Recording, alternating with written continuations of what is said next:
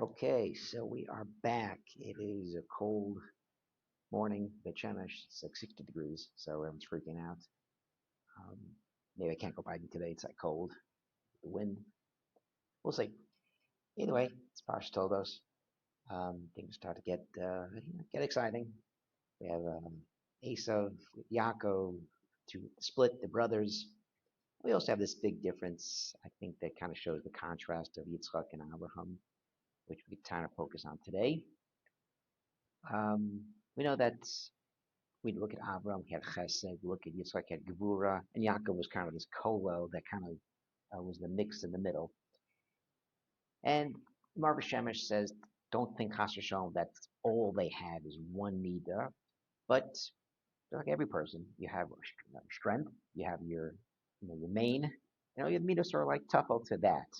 So perhaps the Meor Vshemesh says Chesed was Abraham, but of course there was midos. He had Gevura as well. Of course he does the Akedah. And Yitzchak, of course, he was Gevura, but other midos as well that came together. And this is what creates Yaakov and also Esav. We say that the beginning of the parsha, Holid Es Yitzchak. What's the Es? Holid Yitzchak. Es Yitzchak. It means with. And as Rashi says, we're not talking about Yitzchak really. Toldos. We're talking about Yaakov, Esav, Bnei Yisrael. So it's this joint together. It's these two midos of Abraham and Yitzchak that created Yaakov. It wasn't just Yitzchak. It wasn't just Abraham. It was actually the Kolel. And that's why we say Yaakov is Tiferes. It's this perfect balance of Chesed and Gevura that we see that Yaakov does that. Yaakov on one hand starts off as Tzaddik Tamim. He's learning Torah. And as he kind of moves on in his life, he has to now face challenges with Esau, face challenges with Lavan, and this area where Torah and then business and other areas, tricking Lavan, was it tricking, um, going down to Mitzrayim, Yosef, all these other areas kind of move together in this harmony. And that's why we look at Yaakov as the Bnei Yisrael. We're from Yaakov, from Yisrael. He was like the perfect mix. Be that as it may, we also see this in you have the Chayenus, the Chabad weekly learning program thingies. Talk about Yesha Yitzchak the Grar. So something very interesting happens in the parsha where Yitzchak is a famine. He stays in Gur. Hashem says, don't go to Mitzrayim. So the question is, well, Yitzchak maybe never was thinking about Mitzrayim. Hashem says, don't go to Mitzrayim. Maybe Yitzchak was going there, he wasn't going there. And the point really, as quotes the Lubavitch Rebbe, is that some people have their job to do. And children are different, father, son are different. Each has their own tafkid to do. When Abram has a Ra'av, his job was to go to Mitzrayim. His job was perhaps, as Meor Vshemesh would say, is to meet more Jews in Mitzrayim. He wasn't successful perhaps in Canaan. And Rav doesn't mean food, it means just a starvation of Torah, a starvation of Jewish people. So he goes to Mitzrayim. And Yitzchak, when he's a Rav, he's told not to go to Mitzrayim. That's not your job. Avram's job was to travel the world. Avram's job was to go and fix the world from without. And Yitzchak was to stay in Eretz Yisrael, stay within, is to kind of focus on Eretz Yisrael, try to focus on maybe people in Eretz Canaan, try to talk to people in Eretz Pelishtim, get them to do tshuva. Meor Vshemesh says, he quotes the Medrash that says that, think of Yitzchak just sitting by himself, being Yira, being Pachad all day. But he really had to focus on the world, to tell people about Hashem, about doing tshuva. Avram's job was to kind of inspire the people to think about God. And Yitzchak's role was to now focus them to understand it's not just nice to know that there's a God in the world, created the world, but there's din and there's dayim. You can't just do what you want. You can't just be nasty. You can't just do horrible things. There's a consequence. There's a way to do things right. There's a way to kind of succeed in the world. And it's through tshuva. And to always think about there's a God in the world. And this is what the job of Yitzchak was, to kind of work within. And the Lubavitch Rebbe says some people, even though their main role is kiruv, outside, Also, there's Indian to be inside, meaning with your family. And some people the other way. Some people that only focus on their self, their own family. There's also Indian to look outside to inspire other people, as well as Torah people. Some people learn Torah all day, but their job also is to do chesed. And some people are doing chesed all the time, and their job also is to be inside to also learn Torah. So it's not just one or the other. It's this perfect mix that we're trying to always find.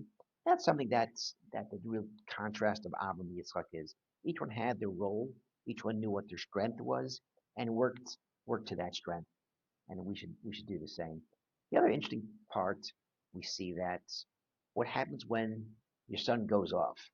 So we see Abraham, his son, Ishmael, horrible things, goes off. We don't see this by Esav. We don't see it by Esav. If anything, to maybe a fault of Yitzchak, I don't want to say it. I did say it, but I'm not saying it. Is maybe he should have sent Esav away, or maybe Abraham shouldn't have sent. Whatever the case is, we see there's a different approach to bringing up children and to deal with, you know, people off the derech really in their family.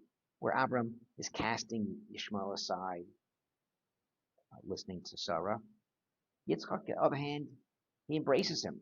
Side the fifth. He actually embraces him, and Meor Vshemesh says it's not just he loved him stam, it's side the fifth. He always felt that there's something in your teva, we can always change that and make it better, and that you can actually bring that towards Hashem. Um, while Rivka loved Yaakov because she loved him of his good side, Yitzchak saw the bad side of Esav and thought maybe that's the way to kind of bring him back into the fold, and maybe through bringing food and giving the brachas, maybe that's the way to bring Esav back into the situation. Sometimes as parents, um, we see sometimes children have bad traits or see their teva, and the key is how to kind of channel that for something good. Look at the Yetzer Hara, what the person has, and channel that for good. We know there's a famous medrash that king who wants to test his son. He tells his son, don't be with other women and be faithful and things like that. So what does the king do? He actually hires the prostitutes to try to seduce the son. And when the son succeeds and he doesn't get seduced, so the king is happy, not just with the son, but with the prostitute. Because she she used her job, but it was for a good tafkid to test the son. So the king is happy at the end of the day, and this is what the Meor Vshemesh brings down is really the job of the Yetzer Hara, is not just to make us do bad things, but to be tested and succeed in it. And this is kind of what Yitzchak is trying to look at Esav when Esav says, is there miser with teven? Is it miser with salt? Meor Vshemesh says, well, it's not really a question as far as actual doing this, but even though straw, you don't eat it, and salt, you don't eat it, but there's levels of kedusha that it could go to.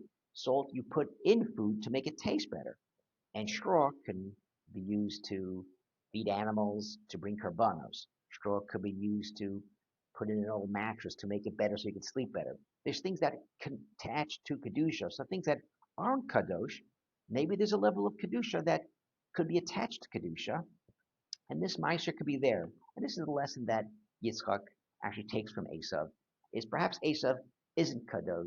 Perhaps Esav has no great qualities, but he has food, he likes to trap, he likes to hunt. Maybe that's something that we can kind of turn and make that into Kedusha. Just like straw and salt, there's no Meiser for it, but there are levels that can be attached to Kedusha. Perhaps this also.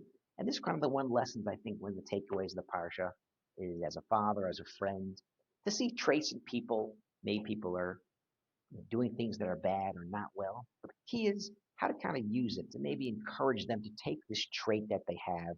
Someone gets angry. Maybe they should be in a campaign to stick up for Jews and be against Hamas or something. Maybe people are they talk in shul. They're talkers. Maybe they can kind of use this talk to give a chabura, to kind of talk. They like to talk, like to be the center of attention. Try to take this trait, this Yetzer Hara that they have, and turn it into something positive, something useful. Shabbat shalom.